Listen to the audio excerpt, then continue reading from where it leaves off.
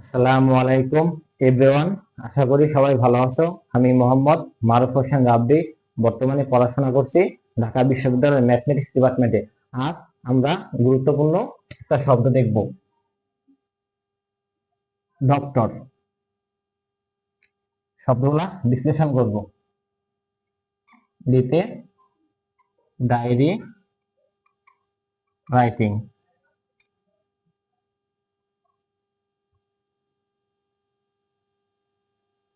দাগ অবলম্বন, আরে রিভিশন। পড়াশোনার ক্ষেত্রে ডায়েরি রাইটিংটা খুব ইম্পর্টেন্ট। আমি প্রত্যেকদিন সকালে ডায়েরিতে লিখে রাখতাম যে আজকে কি কি পড়বো, কি কি পড়া, নির্দিষ্ট গোল থাকবে, কি কি নির্দিষ্ট গোলে পূরণ করার ট্রাই করব। এভাবে প্রত্যেকদিন রেগুলার নিজের সাথে নিজে কন্টিনিউয়াস একটা গোল থাকতো। 2 নম্বর দাগ অবলম্বন। এভাবে কিছু দাগ দিতাম, একটা দাগ পড়া মানে 10 মিনিট পড়া। এভাবে প্রত্যেকদিন 30+ দাগ পড়ার ট্রাই করতাম। এর ফলে পড়াগুলো খুব ইফেক্টিভ হতো। 3 নম্বর রিভিশন। পড়াশোনার ক্ষেত্রে রিভিশনটা খুব ইম্পর্টেন্ট। আমি আজকে যা পড়ি তা যদি কন্টিনিউয়াস রিভিশন না দেই, তাহলে আমাদের পড়াশোনাটা শর্ট টার্ম মেমোরি থেকে লং টার্ম মেমোরিতে রিজার্ভ হবে না।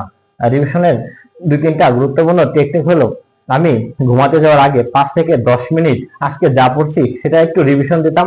যে পড়ার ক্ষেত্রে প্রথমে আন্ডারলাইন করা থাকতো লাল দাগ দিয়ে বা নীল দাগ দিয়ে, যে কোন টপিকটা আমার খেয়াল থাকে না বা ভুলে যাই, সেগুলা শুধু রিভিশন দিতাম। ঘুম থেকে উঠার পর 5 থেকে 10 মিনিট রিভিশন দিতাম।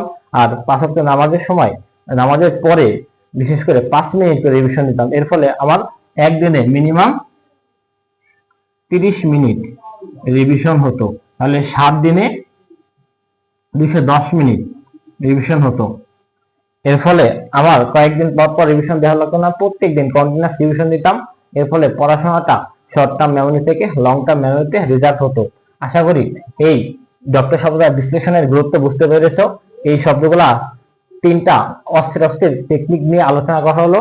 এই টেকনিকগুলো যদি অনুসরণ করতে পারো, ইনশাআল্লাহ পড়াশোনার ক্ষেত্রে ইফেক্টিভ স্মার্ট ভাবে পড়াশোনাটা কার্যকর হবে। আশা করি আজকে এই পর্যন্তই। ইনশাআল্লাহ নেক্সটে অন্য কোনো একটা ভিডিওতে দেখা হবে।